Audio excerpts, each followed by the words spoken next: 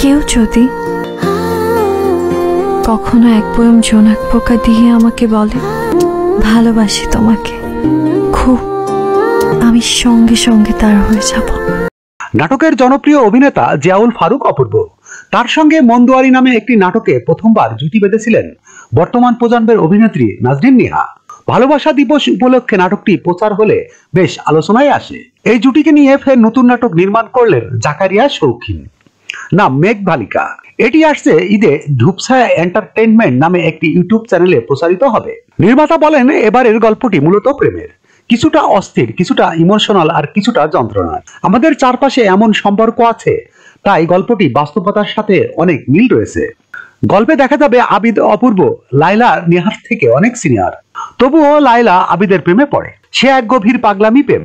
Intermediate পড়া এক বালিকার প্রেম যতটা তীব্র হতে পারে ঠিক ততটাই। নাটক প্রসঙ্গে অপূর্ব বলেন একটা সুন্দর গল্পের একটি নাটক। শৌখিন বরাবরের মতো খুব যত্ন নিয়ে নাটক নির্মাণ করে। সব মিলিয়ে দারুণ একটি কাজ হয়েছে। ঈদের আয়োজনে এই নাটকই দেখতে চান দর্শক।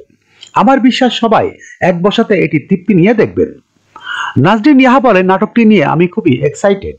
আমার বিশ্বাস মন্দুয়ারির মতো মেঘবালিকাও দর্শকদের মন জয় করে নেবে।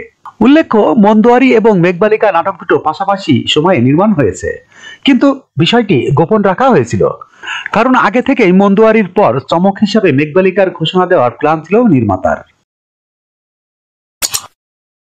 যখনকার খবর তখনই দেখতে চোখ রাখুন সুন 24 টিভিতে। চ্যানেলটি সাবস্ক্রাইব করুন।